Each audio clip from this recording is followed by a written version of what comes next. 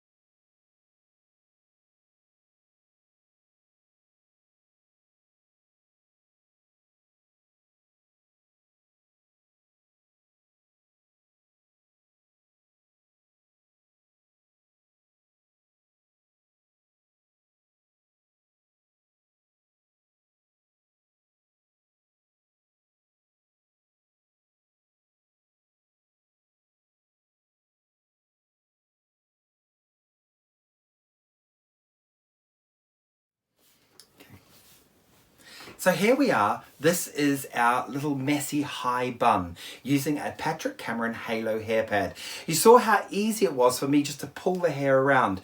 If you could imagine, it's a little bit like just pulling the hair and covering everything you're doing. A little bit like making a pom-pom, really. And this is a really fun way of doing a long hairstyle up into a high bun. And perfect for a bride with a tiara, hair accessories. Very easy to take down and very easy to remove. So this is my very high messy bun.